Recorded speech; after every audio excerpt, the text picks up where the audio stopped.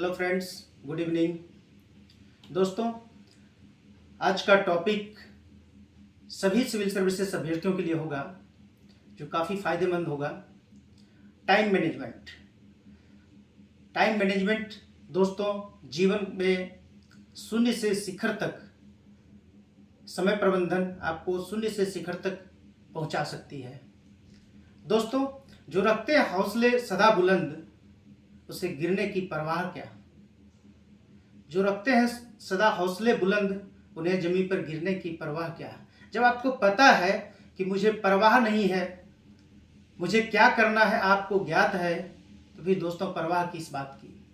दोस्तों, आप सभी जानते हैं कि कुंभकार एक कच्चे मिट्टी को अपने चाक के माध्यम से एक घड़े का निर्माण करते हैं, सही समय पर सही सदुपयोग करते हैं और अपनी बारीकी नज़र से उस सुंदर आकार का घड़ा का निर्माण होता है, जिसमें बूंद बूंद से अमृत जैसे पानी हमें जीवन में मिलता है और पीने योग्य होता है।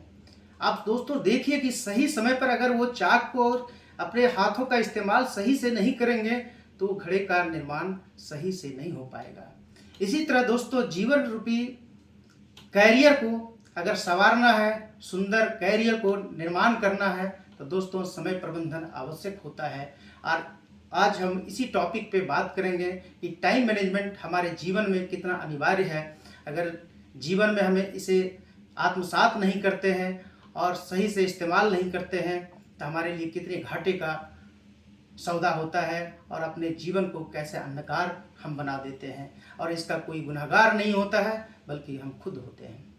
दोस्तों, इसी पर हम बात करेंगे कि आज के डेट में दोस्तों आप जानते होंगे कि एक साधारण सा इंसान, पेट्रोल पंप पर काम करने वाले धीरू भाई अंबानी, कोई उनका गॉडफादर नहीं था, ना कोई उनके पूर्वज थे, और वो अपनी मेहनत से, अपने लगन से आज हर घर में, हर किसी के पास रिलायंस नाम से जाना जाता है और दुनिया में अमीरों के स्थान में अपना एक स्थान अहम रखता है। तो दोस्तों आप समझ सकते हैं सही समय पर सही इस्तेमाल किया गया समय प्रबंधन का कितने आगे बढ़ा देता है और जीवन को कैसे संवार देता है। इसी टॉपिक में मैं बात करूंगा कि टाइम मैनेजमेंट मेरे जीवन में कितना अहम है। दोस्तों, सबसे पहला जो आज मैं 7 टिप्स बताने जा रहा हूँ टाइम मैनेजमेंट के लिए, सबसे पहला आपका टाइम मैनेजमेंट के लिए होना चाहिए स्पष्ट लक्ष्य निर्धारण। दोस्तों, अगर हमारे लिए एक लक्ष्य निर्धारण हो, स्पष्ट लक्ष्य निर्धारण होना चाहिए कि मुझे बीपीएससी के लिए तैयारी होना है, तैयार होना है, यूपीएससी के लिए करना है, जेपीएससी के लिए करना है, या किसी भी जीवन के क्षेत्र में किसी भी पोस्ट के लिए, किसी भी अभ्यर्थियों के लिए सबसे पहला स्पष्ट लक्ष्य होना चाहिए कि मुझे क्या करना है, और उस लक्ष्य के प्रति अडिग होना चाहिए, आत्मविश्वास के साथ रहना चाहिए और विश्वास बनाए रखना चाहिए, विश्वास की लौ को जगाए रखना चाहिए कि मुझे इस लक्ष्य को पाना है और वो लक्ष्य हमें सोने नहीं देगा। उस लक्ष्य के प्रति हम समर्पित रहें, समर्पण भाव से बनाए रखें। लक्ष्य जीवन में आवश्यक है। टाइम मैनेजमेंट का सबसे प्रथम और सबसे पहला पहलू है टाइम मैनेजमेंट का लक्ष्य निर्धारण। दोस्तों, दूसरी टिप्स मैं बताने जा रहा हूं कि जो लक्ष्य है उस लक्ष्य का एक नक्शा होना चाहिए। मेरे दिमाग में, मेरे सामने उस लक्ष्य का नक्शा होना चाहिए। जिस प्रकार दोस्तों एक बिल्डिंग को बनाने के लिए, एक इमारत को बनाने के लिए उसमें सीमेंट, बालू, छड़, वास्तुकार का सहारा लेते हैं, इसी प्रकार कैरियर को बनाने के लिए, सिविल सर्विसेज के सपने को साकार करने के लिए आपको कौन कौन सी किताबें पढ़नी है, उस किताबों को कितना समय देना है, कौन से टॉपिक महत्वपूर्ण है, क्या क्या पढ़ना है और कितने टाइम में हमको इसको कंप्लीट कर लेना है, इस स्ट्रेटजी को फॉलो करना है। इसलिए हमारे दिमाग में उस लक्ष्य का नक्शा होना चाहिए, उस लक्ष्य का एक मैप होना चाहिए, एक रोड मैप होना चाहिए कि इतने दिनों में, इतने समय में हमारा ये लक्ष्य कंप्लीट हो जाएगा। दोस्तों, टाइम मैनेजमेंट का दूसरा पहलू था लक्ष्य निर्धारण का एक मैप होना चाहिए, एक नक्शा होना चाहिए। दोस्तों, तीसरा जो टाइम मैनेजमेंट का तीसरा हमारे लिए उपयोगी चीज है वो हमारा है योजना, प्लानिंग। प्रतिदिन का हमारा प्लानिंग होना चाहिए। प्रतिदिन का हमारा समय का निर्धारण होना चाहिए कि हमें क्या क्या करना है और क्या क्या पढ़ना है। और सबसे पहली बात है कि जब हम पढ़ते हैं, जो हम दिन भर आज अध्ययन किए हैं, और खुद हम मेंटर बनेंगे, और सोने के पहले हमें यह देखना होगा कि आज मैंने क्या क्या किया था और मेरे लिए जो आज का दिन था कितना फायदेमंद रहा, और मैंने जो चीज़ पढ़ा था मेरे दिमाग में कितना उसका असर किया। इसका एनालिसिस हम करेंगे तो हमारे जीवन में गति मिलेगी और हमारी जो तैयारी है वो सक्सेस की ओर अग्रसर होगी। तो दोस्तों, प्रतिदिन कार्यों का मूल्यांकन करना है। और टाइम मैनेजमेंट का चौथा पहलू दोस्तों, जो चौथा मेरे लिए उपयोगी है, वो सबसे पहले वर्तमान पर फोकस करना, वर्तमान पर ध्यान देना, अतीत के बारे में कभी भी नहीं सोचना।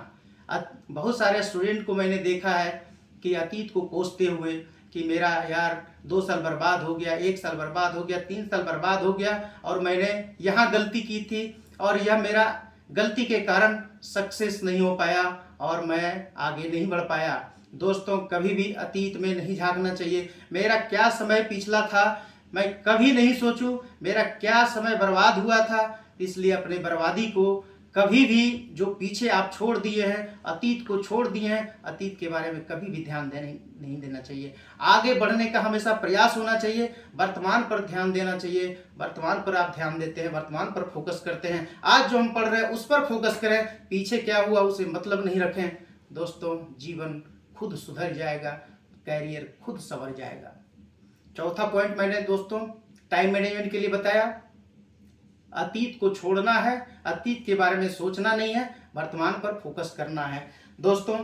और समय प्रबंधन का सबसे व्यवहारिक पहलू जो मैं बताने जा रहा हूँ, सब टाइम मैनेजमेंट का सबसे व्यवहारिक पहलू, ना कहना सीखें।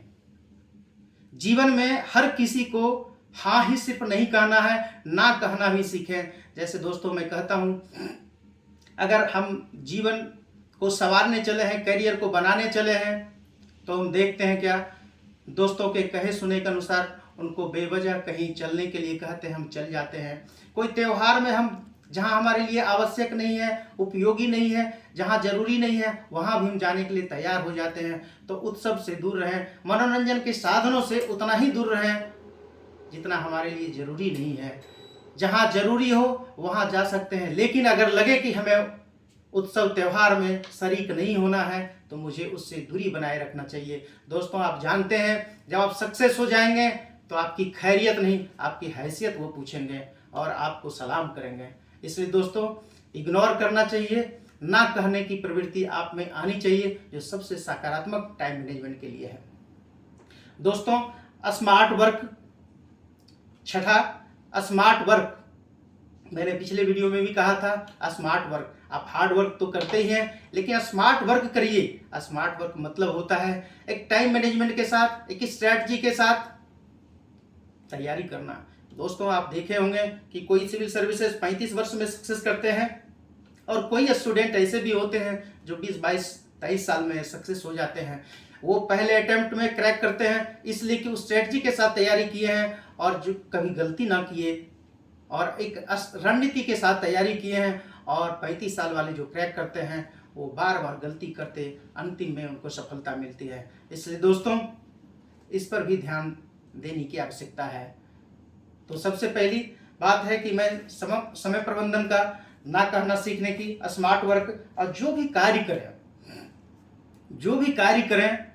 जो 7th है, जो भी कार्य करें उसको उत्साह से करें, उल्लास से करें, खुशी से करें। अगर हम पढ़ने के लिए बैठे हैं तो पढ़ रहे हैं तो एक आनंद वो आनी चाहिए कि मुझे इस चीज को पढ़ने में आनंद आ रही, मुझे खुशी मिल रही है। कभी भी प्रेशर में नहीं आना चाहिए, अपने ऊपर कभी बोझ नहीं लाना चाहिए, और बोझिल दिमाग शैतान होता है। और दोस्तों, हम समय की बर्बादी नहीं करेंगे, टाइम को वेस्ट नहीं करेंगे, टाइम को इन्वेस्ट करेंगे, क्योंकि ये मेरे लिए अभी का समय जो है ये कल नहीं आएगा। आज मेरे लिए वर्तमान में जीने का अवसर आया, वर्तमान में करियर बनाने का अवसर आया, इस पर हमारा फोकस होना चाहिए। तो दोस्तों, मैंने कहा है कि 7 टिप्स मैंने बताया है, और 7 टिप्स में मैंने बताया है कि लक्ष्य का टाइम मैनेजमेंट का जो पहला बिंदु था, स्पष्ट लक्ष्य निर्धारण होना चाहिए। दूसरा, अपने लक्ष्य का नक्शा निर्धारण करना चाहिए, क्या पढ़ना है, कौन सी किताबें पढ़नी है, एक स्ट्रेटजी होनी चाहिए। और प्रतिदिन, तीसरा, प्रतिदिन के कार्यों का मूल्यांकन होना चाहिए योजनाबद्ध तरीके से। और फिर वर्तमान पर ध्यान दें, वर्तमान पर फोकस करें, अतीत के पन्नों को उलटना नहीं चाहिए, अतीत को भूल जाना चाहिए। और समय प्रबंधन का सबसे सकारात्मक पहलू जो मैंने बताया, पांचवा, वो ना कहना सीखें। और छठा, स्मार्ट वर्क करें, हार्ड वर्क के साथ स्मार्ट वर्क करें। और सेवेंथ जो मैंने कहा, जो भी कार्य करें उसे खुशी और उत्साह के साथ करें। जीवन में आपका सकारात्मक पहलू के साथ टाइम मैनेजमेंट आपका ये फॉलो होगा, यकीनन आप सक्सेस करेंगे और करियर में चांद चांद लगाएंगे। दोस्तों, मैं आप सबों से एक अपील करना चाहूँगा कि हौसला को हमेशा बनाए रखें। अगर आप में जज्बा है, जुनून है, हौसला है, आपको कामयाबी से कोई नहीं रोक सकता है। इसलिए दोस्तों, मंजिलें उन्हीं को मिलती है जिनके सपनों में जान होती है। पंख से कुछ नहीं होता है, हौसलों से उड़ान होती है। थैंक यू सो मच दोस्तों, नेक्स्ट वीडियो में फिर मिलेंगे। थैंक